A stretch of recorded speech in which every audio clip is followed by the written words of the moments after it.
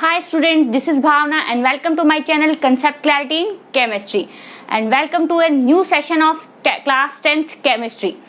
चलिए last class में अपन ने क्या पढ़ा था बच्चों? लास्ट क्लास जो थी केमिकल रिएक्शन एंड इक्वेशंस की, ये जो है अपन सेकंड पार्ट पढ़ने जा rहे हैं। इससे पहले अपन इसका फर्स्ट पार्ट रीड कर चुके हैं। फर्स्ट पार्ट में अपन ने क्या क्या रीड किया? केमिकल चेंजेस क्या है, फिजिकल चेंजेस क्या है, केमिकल रिएक्शन क्या है और केमिकल इक्वेशन क्या है। और मैंने आपको ये बताया था केमिकल इक्वेशन को लिखने के कुछ टिप्स थे, वो भी मैंने आपको बताए। और लास्ट में जब ये लेसन जो फर्स्ट क्लास थी अपनी जो खत्म होने जा रही थी, तब मैंने आपको एक लॉ बताया था, law of mass of conservation. ठीक है, उस लॉ में मैंने आपको क्या बताया था कि जो रिएक्टेंट्स होते हैं उनके और जो प्रोडक्ट्स होते हैं उनकी दोनों का मास हमेशा सेम रहता है। ठीक है, मास को ना ही तो डिस्ट्रॉय किया जा सकता है ना ही उसको क्रिएट किया जा सकता है। Mass neither be created nor be destroyed, ये मैं आपको लास्ट क्लास में उस लॉ में बता चुकी थी। उसी पे बेस्ड अपन टॉपिक आज शुरू करने जा रहे हैं, that is equation balancing. Equation को बैलेंस करना क्यों होता है, इक्वेशन को बैलेंस करना जरूरी? देखिए यहाँ पे मैंने आपको कैल्शियम लिख के दिया है। यहाँ पर कैल्शियम कितने हैं? 3। यहाँ पे कितना है? सिर्फ 1 अपने पास। ठीक है, तो यानी कि क्या हुआ, अपन को इसको बैलेंसिंग करनी होगी, क्योंकि अपन उस लॉ में पढ़ा था कि atoms, number of atoms of reactants and number of atoms of product, दोनों के टोटल नंबर, यानी कि ये नहीं है कि इसके और इसके सेम होंगे, नहीं, इन दोनों के टोटल के इक्वल होने चाहिए। तो वो होगा, वही जो होगा, जो इक्वेशन होगी वो एक संतुलित, वो एक बैलेंस्ड इक्वेशन मानी जाएगी। चलिए लेट्स स्टार्ट। अपन इस इक्वेशन को बैलेंस करके देखते हैं। करना क्या है आपको इस इक्वेशन को बैलेंस करने के लिए? सबसे पहले आप इसमें जो भी एलिमेंट्स हैं उनको अलग अलग लिख लेंगे, जैसे कि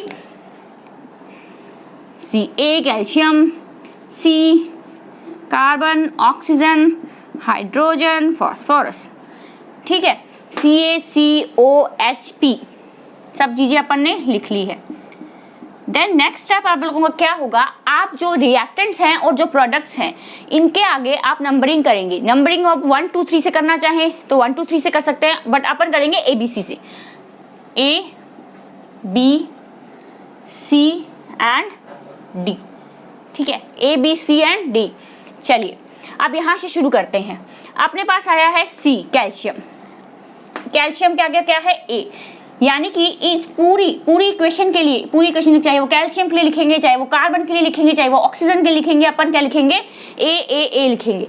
कैल्शियम के लिए लिखा है A, क्योंकि यहाँ पे एक ही कैल्शियम है तो अपन ने सिर्फ एक A लिखा है। अगर यहाँ पे 2Ca होता या Ca2 होता तो अपन यहाँ पे 2 लगा देते।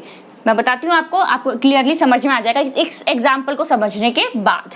ठीक है, अब Ca के यहाँ पर है, एक अपने पास है यहाँ पर C के पास, तो इज इक्वल टू, यहाँ पर देखिए कितने Ca है यहाँ पर? 3, तो अपने पास आ गया 3C। क्लियर है? 3C। देन आ जाइए कार्बन के ऊपर। कार्बन अपने पास है A के पास, कितना है? 1। देन A, यहाँ पे कार्बन नहीं है तो नहीं लिखेंगे। C के पास कार्बन नहीं है, D के पास कार्बन 1 है, is equal to D। Clear है?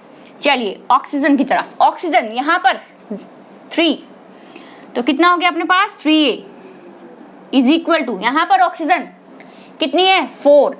अब इज इक्वल टू नहीं लगाएंगे क्योंकि दोनों क्या है? रिएक्टेंट है, तो अपन प्लस कितना लगा देंगे इसमें? 4। तो कितना हो गया? B4, या फिर 4B या फिर B4, जो भी आप लिखना चाहें वही। अब यहाँ आ जाइए। अब अपन ने क्या देख रहे थे? अपन ऑक्सीजन, यहाँ पर ऑक्सीजन 4 2 8। C के पास कितनी ऑक्सीजन है? 8C। देन D के पास कितनी ऑक्सीजन है? 3D। क्लियर है? ये इक्वेशन अपने पास आ गई। अब H मतलब हाइड्रोजन। हाइड्रोजन कितना है? B के पास 3। A के पास हाइड्रोजन नहीं है, A से इसका कोई लेना देना नहीं है। B पे आ जाइए। B के पास हाइड्रोजन कितनी है? 3, तो कितने लिख देंगे? 3B। देन इसके पास हाइड्रोजन नहीं है। लास्ट D के पास हाइड्रोजन कितनी है? 2, तो अपन कितने लिख देंगे? Is equal to 2D। Clear है? अब आ जाइए लास्ट P, फॉस्फोरस। क्या है अपने पास? B में कितना है? 1। B इज इक्वल टू, इसमें 2C। लास्ट में बिल्कुल भी नहीं है। चलिए क्लियर है? क्या समझ में आया आपको? एक बार फिर से मैं समझाती हूँ। देखिए ये आपके पास एक इक्वेशन है, इक्वेशन को अच्छे से देखिए और इक्वेशन को नंबरिंग कर देंगे ABCD। इक्वेशन के रिएक्टेंट से लेकर इक्वेशन के प्रोडक्ट तक आप ABCD उसको नंबरिंग दे देंगे, जैसे कि मैंने यहाँ पर दे दी ABC एंड D। ठीक है, अंडरस्टैंड? ये मैंने क्या दे दी? ABC and C। Let's go.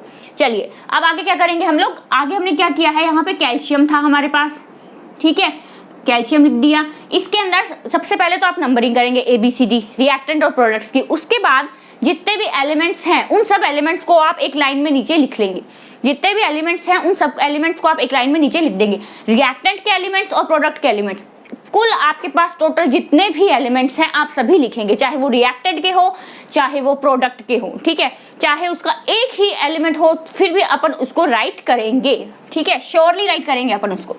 CaCOH मैंने यहाँ पे लिख लिया। अब क्या हुआ, A ले लिया मैंने, ये हो गया A। अब कैल्शियम है, कैल्शियम A के पास कितने हैं, सिर्फ एक, तो अपन ने यहाँ पे A सिर्फ सिंगल A लिखा है। अगर आप यहाँ पे 1 लिखना चाहो, आपका कंफ्यूजन लग रहा हो तो आप इसको 1 भी लिख सकते हैं, क्योंकि आपके पास सिर्फ इनके पास एक है तो इसको 1 लिखा। अब 1 लिखे चाहे नहीं लिखे वो 1 ही माना जाएगा, है ना। देन अपने पास आ गया है C के पास देखिए, C के पास कैल्शियम कितने हैं, 3, ये देखिए 3 Ca3 ऐसे लिखा हुआ है ये Ca3, तो C के पास कैल्शियम कितने हैं 3, तो मैंने यहाँ पर लिख दिया 3C। फिर आ जाइए कार्बन, कार्बन कितना है A के पास सिर्फ एक, तो मैंने लिख दिया 1A is equal to, D के पास है बाद में कार्बन, इनके पास भी नहीं है, B के पास भी नहीं है, C के पास भी नहीं है, डायरेक्ट D के पास है फिर उसके बाद में कार्बन। D के पास कार्बन कितना है, एक, तो अपन ने लिख दिया इज इक्वल टू 1। अब 1D लिख दीजिए या 1 लिख दीजिए, वो आपके खुद की माइंड का है, जैसे आपसे माइंड सेट हो आप वैसा इसको राइट कर सकते हैं। देन आ जाइए ऑक्सीजन पे, ऑक्सीजन पे देखिए ऑक्सीजन अपने पास A में भी है, B में भी है, C में भी है, D में भी है, सब में है अपने पास ऑक्सीजन। तो इसकी इक्वेशन पूरी लंबी इक्वेशन अपन एक बनाएंगे, लॉन्ग इक्वेशन है। देखिए ऑक्सीजन यहाँ पे 3, यहाँ पे 4, यहाँ पे 1, 4 2 8। इसको मैंने कैसे किया है देखिए, PO4 दे रखा है, जब फॉस्फोरस ले लिया तो मैंने सिर्फ 2 लिया, और ऑक्सीजन के लिया 4 इंटू 2 इज इक्वल टू 8 लिया है मैंने, ठीक है, क्लियर है। उसके बाद में आ जाइए D पे, D के पास ऑक्सीजन कितनी है अपने पास बच्चों 3, तो अपन यहाँ पे लिख दिए 3D। देन आ जाइए हाइड्रोजन पे, हाइड्रोजन अपने पास कितनी है, B के पास है 3B और D के पास है, बीच में A के पास और C के पास हाइड्रोजन नहीं है, हाइड्रोजन नहीं है, तो अपन ने 3B इज इक्वल टू लिख दिया 2D। And last one is B is equal to 2C, last one phosphorus अपने पास B के पास है और लास्ट में D के पास है, तो आपने क्या लिख दिया B is equal to 2C। यहाँ तक क्लियर है। चलिए अब अपन क्या करेंगे, अब इसके बाद अपन क्या करेंगे कि अपन कोई भी एक चीज को कुछ मान लेंगे, अज्यूम करना है अब अपन को, ठीक है। मान लीजिए C को अपन ने अज्यूम कर लिया 1, C को आपने अज्यूम कर लिया 1, C को आपने 1 मान लिया। अब जहां पर भी C है वहां आप 1 रख के देख सकते हैं। अब यहाँ देखिए, सबसे पहले यहाँ देखिए अपन को यहाँ दे रखा है B is equal to 2C, ये दे रखा है, तो B इज इक्वल टू क्या हुआ, C को अपन ने 1 मान लिया, तो 2 इंटू 1 इज इक्वल टू 2, तो C इज इक्वल टू हो गया 1, B इज इक्वल टू हो गया 2, क्लियर है। अब अपने पास A की वैल्यू देखते हैं, A इज इक्वल टू कितना है 3C, A is equal to कितना है 3C। अब यहाँ पर A is equal to 3 into C को अपन ने 1 माना है तो आ गया 3, तो A इज इक्वल टू कितना आ गया अपने पास 3, क्लियर है। अब A B C तीनों हो चुके हैं, लास्ट अपने पास बचता है D, लास्ट क्या बचता है D, और D इक्वल ही है A के। ये देखिए सेकंड जो इक्वेशन है अपनी, ये equation 4 equation number 1, equation number 2, equation number 3, equation number 4 and equation number 5। Equation number 2 में देखिए बच्चों, इक्वेशन नंबर 2 में अपन ने क्लियरली लिखा है A is equal to D, A is equal to D, तो यहाँ पर अपन ने D को भी क्या लिख सकते हैं, इसको D को भी वही लिखेंगे जो A की वैल्यू है, तो अपने पास आ गया A B C and D, चारों की वैल्यू अपने पास आ गई। चलिए क्लियर है। अब ऐसा कीजिए, आप इतने का आप एक बार स्क्रीनशॉट ले लीजिए, take a screenshot, fastly take a screenshot, मैं इसको रब करने जा रही हूं। चलिए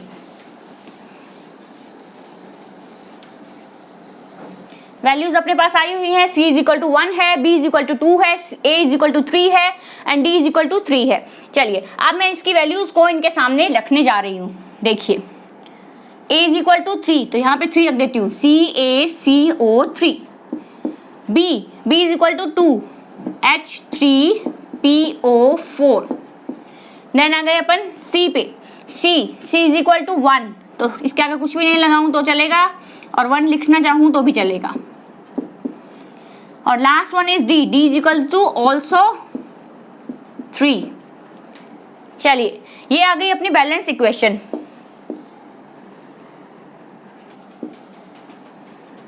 क्या आ गई अपनी बैलेंस इक्वेशन। देखिए अब अपन एक बार देखते हैं कि क्या दोनों तरफ जो है नंबर ऑफ एटम्स जो हैं वो सेम है या नहीं है। ठीक है, law of mass of conservation को यहाँ पे लग रहा है, अप्लाई हो रहा है या नहीं हो रहा है, वो एक हम ट्राई करके देखते हैं। ये देखिए कैल्शियम यहाँ पर कितने हैं 3, यहाँ पर कितने हैं 3, तो 3 इज इक्वल टू 3, दोनों क्या हैं 3 3। कार्बन 1 एंड कार्बन 1, तो 1 1, कैल्शियम कार्बन। ऑक्सीजन, ऑक्सीजन 3 है 4 है, 4 प्लस 3 7, तो आ गई ऑक्सीजन आ गई अपने पास 7। अब यहाँ पे देखिए 4 2 4 2 जा 8 8, कितना है यहाँ पे 8, 4 2 जा 8, और यहाँ पर देखिए कितना है 3 8 9 10 11 12, तो 12 है अपने पास। और यहाँ पर ये वाली ऑक्सीजन अपने काउंट नहीं किया, 4 2 जा 8, 8 प्लस 3 इज इक्वल टू 12, तो 12 हो गई ऑक्सीजन। क्लियर है, समझ में आई ये बात। देखिए वापस मैं आपको बताती हूँ, ऑक्सीजन में कंफ्यूजन हो गया होगा आपको थोड़ा सा। देखिए यहाँ पे 3 है ऑक्सीजन, तो 3 प्लस 4 2 जा 8, अपन ने डायरेक्ट 4 काउंट कर ली, इसको काउंट नहीं किया था, तो ठीक है 4 2 जा हो गया 8। अब उधर आ जाइए, 4 2 जा 8 प्लस 3 इक्वल है, चलिए ला अब देखिए ऑक्सीजन हो गया अपने पास। हाइड्रोजन, हाइड्रोजन देखिए 3 2 जा 6, 6 हाइड्रोजन इधर है, और 3 2 जा 6, 6 हाइड्रोजन इधर है। अब आ जाइए फास्फोरस पर, यहाँ पर है अपने पास फास्फोरस 2, और यहाँ पर भी है अपने पास फास्फोरस 2, तो क्लियर है, पूरी इक्वेशन जो है वो बैलेंस है। चलिए एक बार चेक कीजिए क्या बताया मैंने आपको क्या करना है, इक्वेशन आपको दी जाएगी, उस इक्वेशन को बैलेंस आपको करना है। अब कैसे करेंगे आप बैलेंस, सबसे पहले आप इक्वेशन को ABCD नंबरिंग देंगे, रिएक्टेंट से लेकर प्रोडक्ट्स तक सभी को आप वो नंबरिंग दे देंगे। मैंने दे दी थी A B C and D, उसके बाद मैंने क्या किया, एलिमेंट्स के नेम लिखे CaCOHP, ठीक है, सबको मैंने एक लाइन में लिखा। उसके बाद मैंने उनकी वैल्यूज लिखी कि उनकी वैल्यूज है, उससे मैंने उसकी वैल्यूज फाइंड की, मेरे पास वैल्यू आई C is equal to 1, B is equal to 2, A is equal to 3 and D is equal to 3। Then उस वैल्यूज को मैंने इन सबके आगे पुट कर दिया। After the putting values put करने के बाद मैंने देखा कि इक्वेशन जो है वो मेरी पूरी फुली बैलेंस हो चुकी है। चलिए फटाफट से कॉपी कीजिए, फिर अपन इसके 2-3 और क्वेश्चंस करते हैं जिससे आपको ये क्लियर हो जाए कि इक्वेशन को बैलेंस आपको करना कैसे है। चलिए कॉपी कीजिए।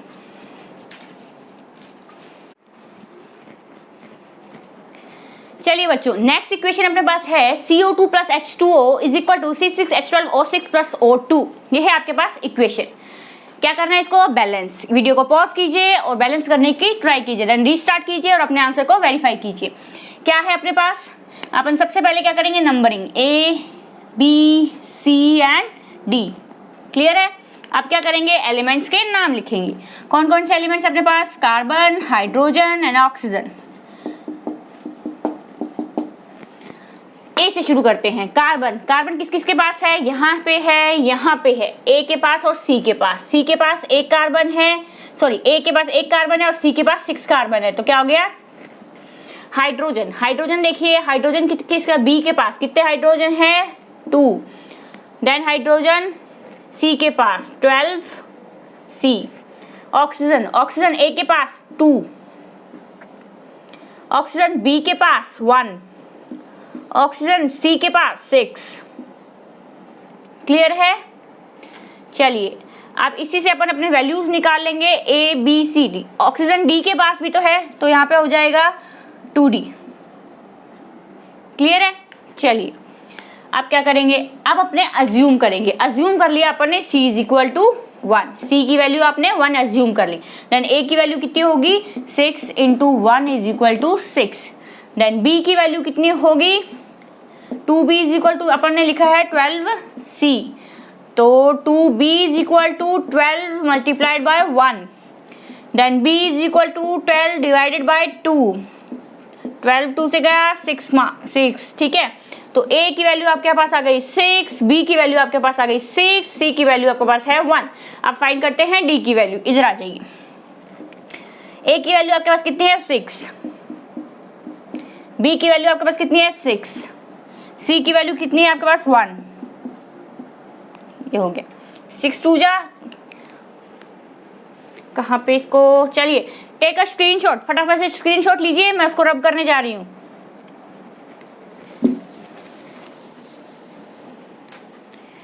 यहाँ पे क्या लिखा है मैंने 2, यहीं पे सॉल्व कर देती हूँ इसको ना। 6 2 जा 12 plus 6 is equal to 6 plus 2d। 18 6 plus 2d, 18 minus 6 2d, 18 में से 6 गया is equal to 12 2d। Then d is equal to कितना हो जाएगा 12/2 इज इक्वल टू 6। तो d की वैल्यू हमारे पास आ जाएगी 6। चलिए कॉपी कीजिए फटाफट से, स्क्रीनशॉट ले लीजिए एक बार, टेक अ स्क्रीनशॉट। चलिए वैल्यू पुट करते हैं अपन। a की value 6, 6 CO2 plus 6 H2O is equal to C6H12O6 plus D 6O2। ये हो गई हमारे पास बैलेंस इक्वेशन। क्लियर है? चलिए कॉपी कीजिए, देन मैं आपको नेक्स्ट इक्वेशन देती हूँ। चलिए कॉपी कीजिए।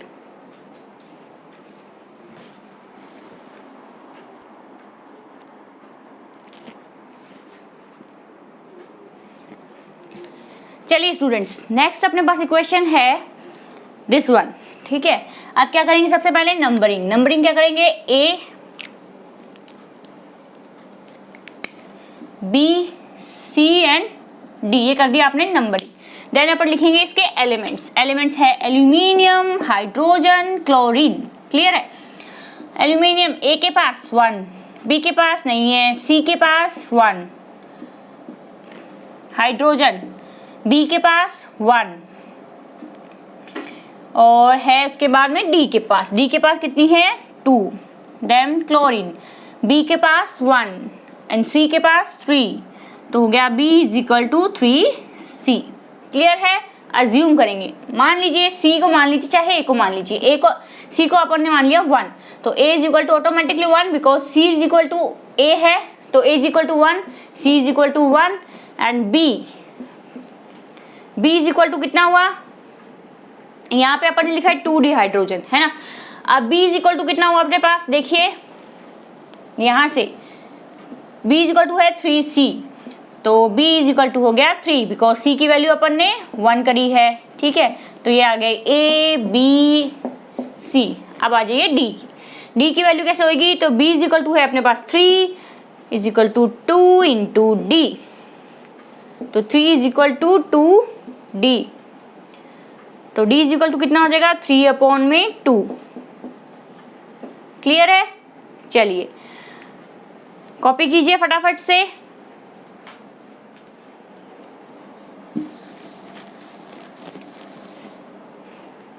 वैल्यूज पुट करें।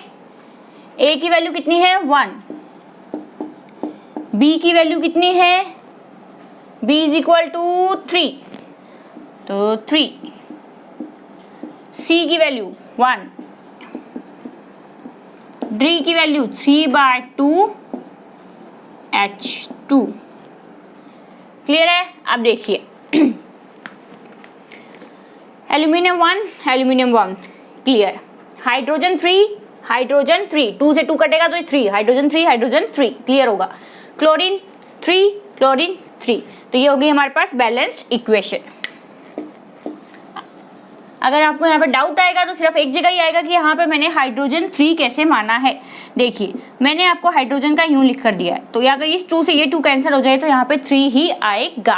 क्लियर है? चलिए कॉपी कीजिए फटाफट से।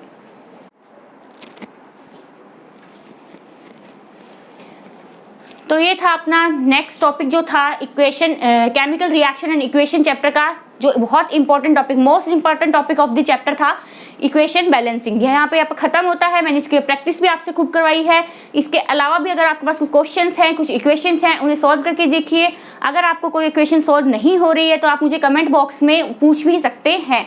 चलिए बने रहिए मेरे साथ मेरे यूट्यूब चैनल पर, कंसेप्ट क्लैरिटी इन केमिस्ट्री।